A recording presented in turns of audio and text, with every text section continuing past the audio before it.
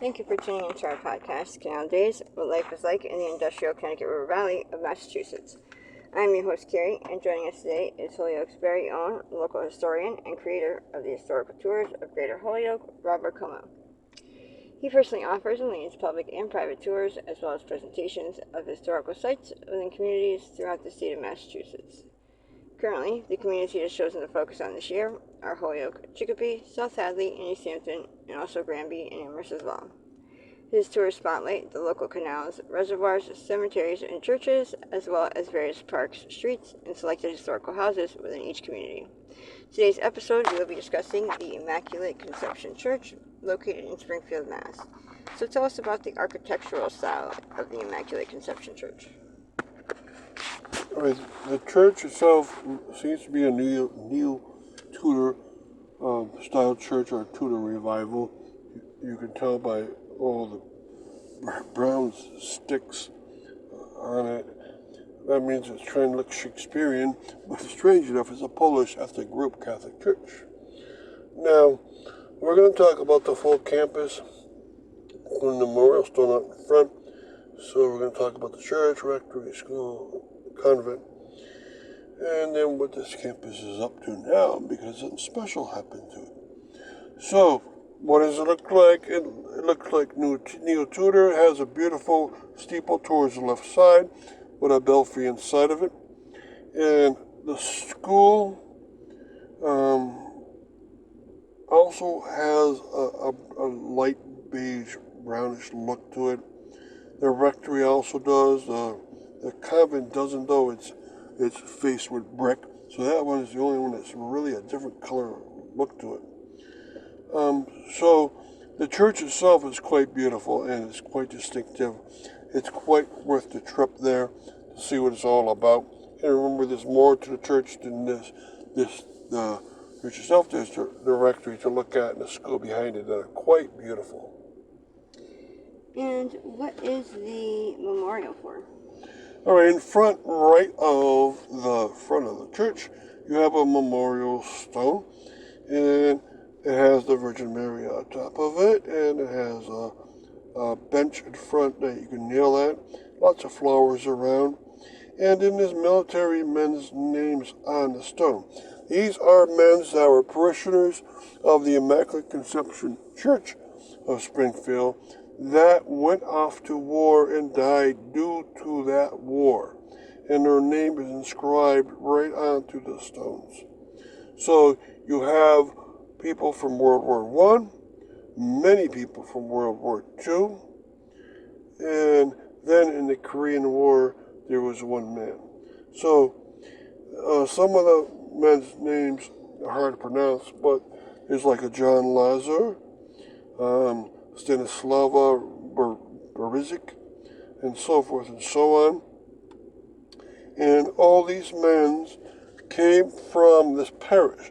Now, this parish serves the Polish people of Springfield, especially the Indian Orchard area, Ludlow, especially the Ludlow Center Village area, and a little bit into Wilbraham.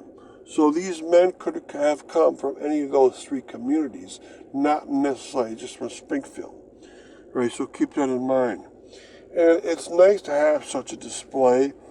It's quite a beautiful location for it, and it's complemented by the many bushes and flowers that they have put around it. I was surprised that not only is the church beautiful, this memorial stone is quite gorgeous too. And really quick, before we continue with the rest of our interview, just to fill our listeners in, if you want to find out more information or sign up for any of his various tours, you can check out his website at holyokecanaltour.org. And there you can find videos and podcasts of the stops along each of his tours, as well as photos and texts of the historical sites throughout as well. And for private tours and other inquiries, you can email him directly at bobcat4214, capital B, @yahoo.com. And his tours make for fun, educational, outdoor activities for families and group parties. So getting back to our interview, tell us of the history of the campus, the church, rectory, school, and convent. Good question. So what's the wonderful history of this location? Well, The church started in 1904, and it's located at 11 Parker Street in the Indian Orchard section. And the school itself is from 1909. So that was 5 years after the church was formed. They formed school. Again, it was mostly Polish ethnic group in the beginning, then later it included others.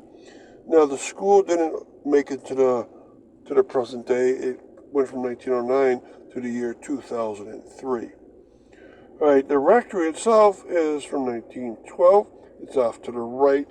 The other three on the straight line, but this one's definitely off line. The convent is from 1916, and since the school is from 1909, that means the nuns that served here for 7 years lived in apartments nearby. Now, the convent is the roughest shape of the four by far.